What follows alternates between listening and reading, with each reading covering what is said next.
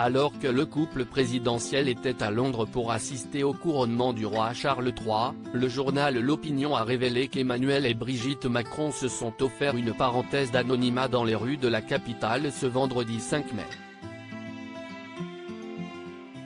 Après le dîner des chefs d'État organisé par le roi lui-même au palais de Buckingham, le locataire de l'Élysée et son épouse se sont octroyés une petite balade touristique sur le Mall, la grande avenue qui relie Trafalgar Square et le palais de Buckingham. Si cet endroit est habituellement très fréquenté, il a tout bonnement été investi par des centaines de badauds, plusieurs jours avant le couronnement, afin de s'assurer une place de choix le 6 mai, lors de ces célébrations historiques. Contre toute attente, le président et la première dame de France ont pu paisiblement arpenter l'allée en toute discrétion.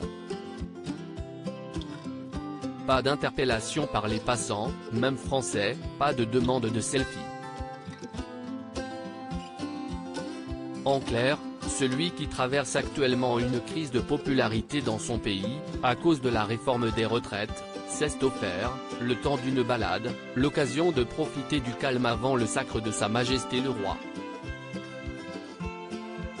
Brigitte et Emmanuel Macron, retour en images sur leur visite du chantier de la cathédrale Notre-Dame de Paris. D'invités de choix. Cet événement historique n'avait pas eu lieu depuis le sacre de la reine Elisabeth II, en 1953, et fait donc d'Emmanuel Macron, le premier président français de la Ve République à assister à un couronnement britannique.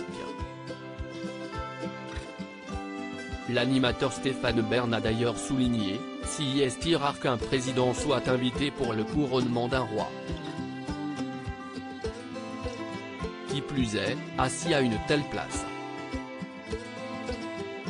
En effet, le couple présidentiel s'est vu attribuer un siège dans le coin des poètes, à savoir, à quelques mètres seulement des monarques. De son côté, dans une interview accordée au magazine Point de Vue, paru en kiosque le mardi 9 mai, Brigitte Macron est par la suite revenue sur le privilège d'être présente, parmi les quelques 2000 convives en l'abbaye de Westminster. Et de confier ce qui a été l'événement le plus frappant de la journée: j'ai été particulièrement marqué par l'onction du souverain, au son de Zadok the Priest de Handel.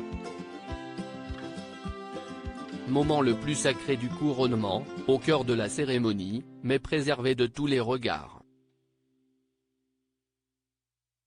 Article écrit en collaboration avec 6 médias. Crédit photo, agence.